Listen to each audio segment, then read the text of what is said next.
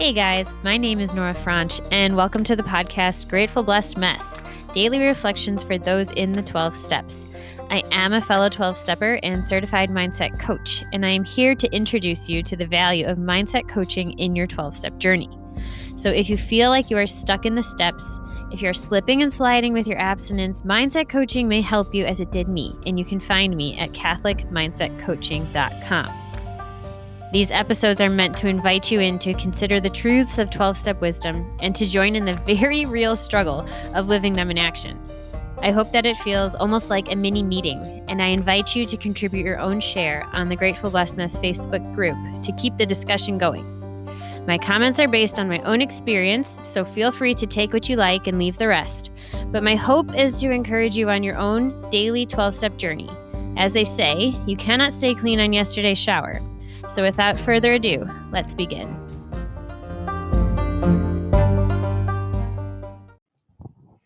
Hey guys, it has been a while since we read from the language of letting go, so that's what we're going to do. Melody Beattie's Daily Meditations for Codependence. We are on page 215. It's the reflection for July 31st, letting go of what we want.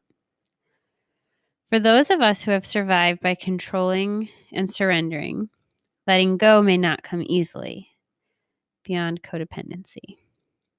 In recovery, we learn that it is important to identify what we want and need. Where does this concept leave us? With a large but clearly identified package of currently unmet needs and wants. We've taken the risk to stop denying and to start accepting what we want and need. The problem is the need or the want hangs there, unmet. This can be frustrating, painful, annoying, and sometimes obsession-producing place to be. After identifying our needs, there is a next step in getting our wants and needs met.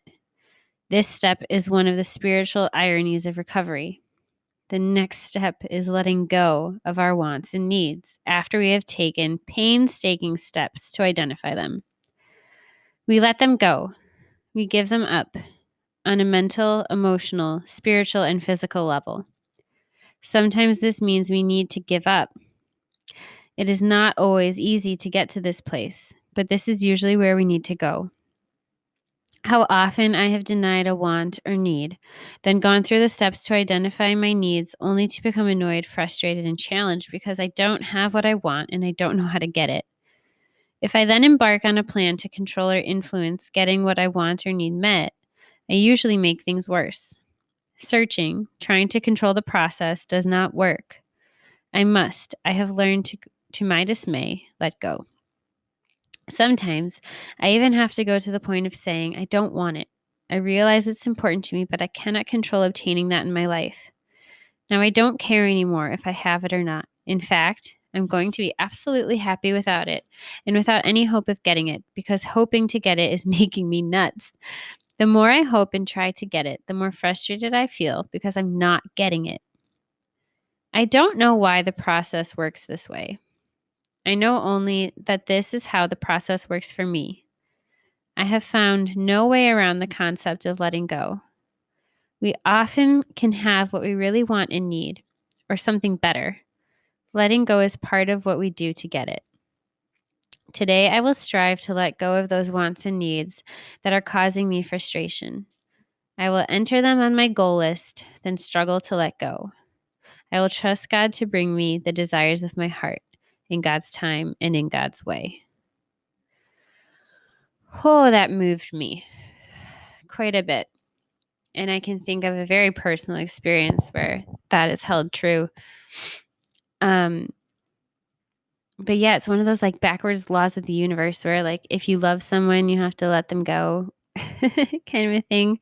And then, they can come back to you if they want kind of a thing. Like if you really love someone, the loving thing to do is to not control them and make them stay with you. Because then that is not love.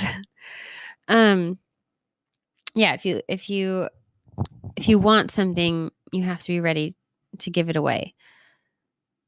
And I have nothing to say. I mean, she said it all.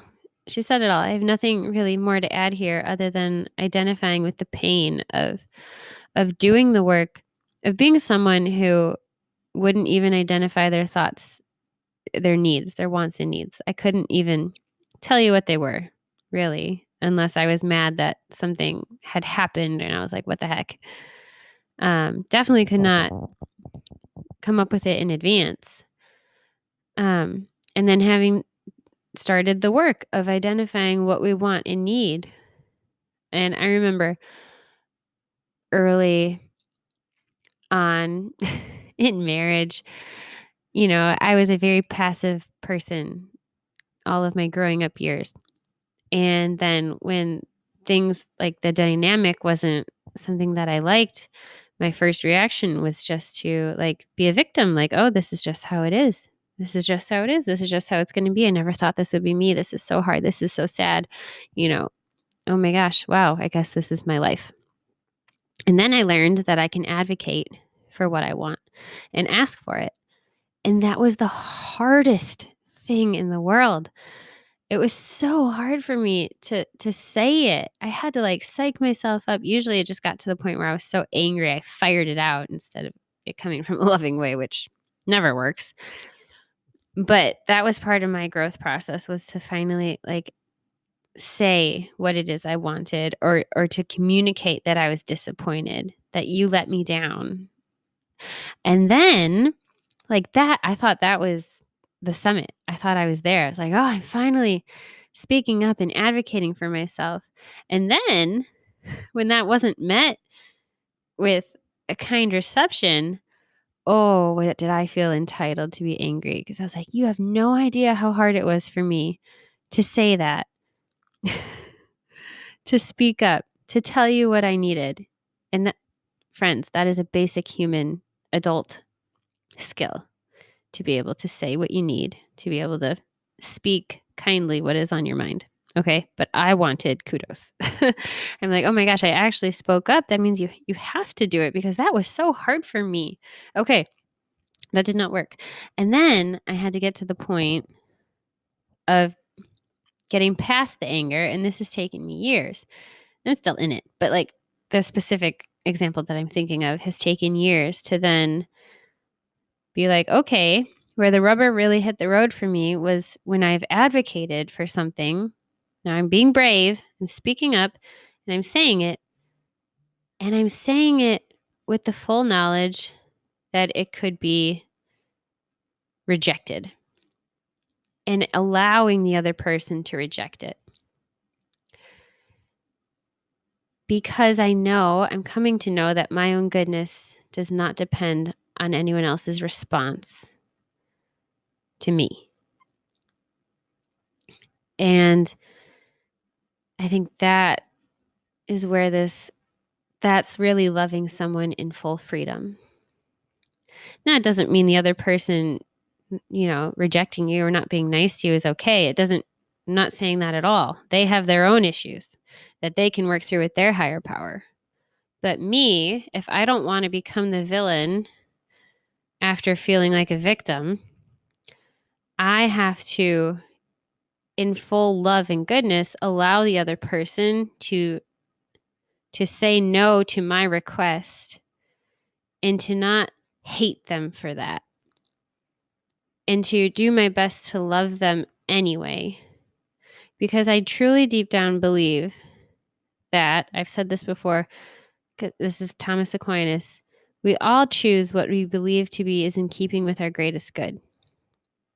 And so there is some good that the other person is seeking, some security of their own, if they hurt or reject another. And so it's not about me when someone does something unkind to me. It's about their wounds. And I'm a work in progress here, but it makes sense. And it goes along with this, with what Melody.The was saying here, that first we have to identify our wants and needs. And that's huge. If you don't know what they are, I mean, you're like a baby, and you'll just start crying and you don't know why. And hopefully someone can recognize your hungry cry from your diaper cry. But then after that, where like that emotional maturity, that being an adult is being able to advocate, ask, and then let them go. and realize that we can keep moving forward even when certain very good wants and desires go unmet, because we can always go to our higher power and sit with him in that. With that, I pass.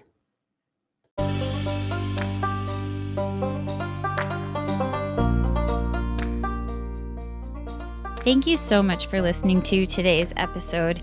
If you feel that mindset coaching could help you on your 12-step journey, please feel free to reach out and find me at catholicmindsetcoaching.com. This is not a replacement for 12-step work.